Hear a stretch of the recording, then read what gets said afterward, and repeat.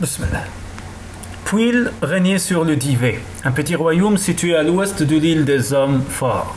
Alors pourquoi l'appelait-on le prince de l'abîme? Laissez-moi vous l'expliquer. Un matin, Pwyll ouvrait les yeux avant l'aube, poussé par une impérieuse envie de chasser. Il éveillait ses serviteurs afin qu'ils harnachent les chevaux et ameurent les chiens. Réunit quelques compagnons et gagna la forêt à bride abattue. Il chevaucha jusqu'au soir sans apercevoir la moindre proie.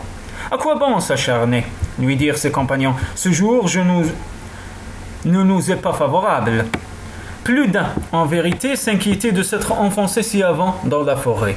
Il n'était pas des lâches et l'avait prouvé au combat, mais de si étranges récits couraient sur ces bois. Une chose est d'affronter un ennemi les armes à la main, une autre de déranger les mauvais esprits dans leur domaine.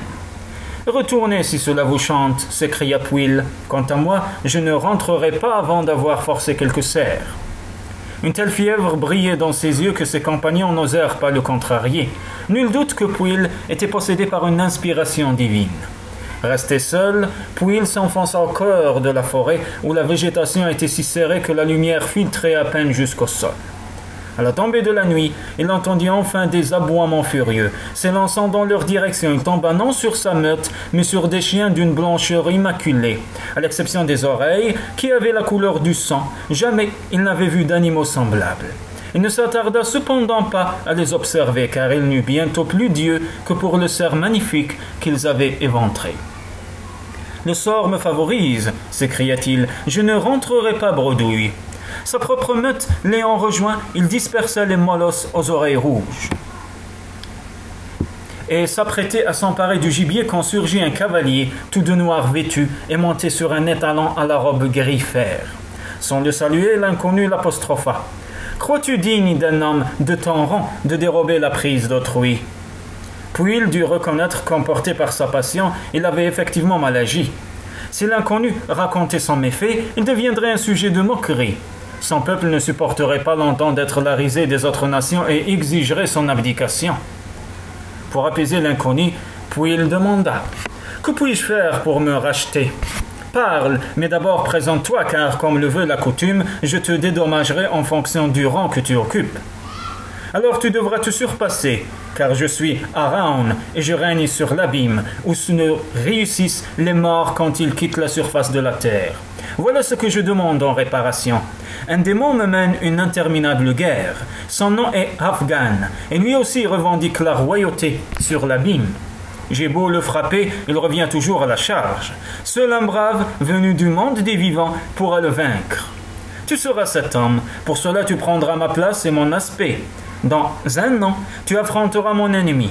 Abats-le en lui portant un seul coup. À cette seule condition, j'en serai débarrassé pour de bon, et toi, tu retrouveras ton honneur. Cette exigence plongeait Pwyll dans un cruel dilemme. Elle avait promis à Araun de satisfaire sa demande. S'il manquait à sa parole, les pires fléaux s'abattraient sur le Divé, car le parjure d'un roi provoque la ruine de son royaume. Mais abandonner son domaine pendant une année entière aboutirait au même résultat, car une terre sans maître retourne vite à l'état sauvage. Araun comprit son embarras. « Que cela ne tienne, dit-il, puisqu'on te prendra pour moi, je vais en retour revêtir ton apparence et régner à ta place. » Ainsi fut-il fait. Pwyll enfila les vêtements d'Araun et aussitôt prit son visage. Il monta sur le cheval gris-fer. L'animal s'enleva au galop pour le mener au royaume de l'abîme.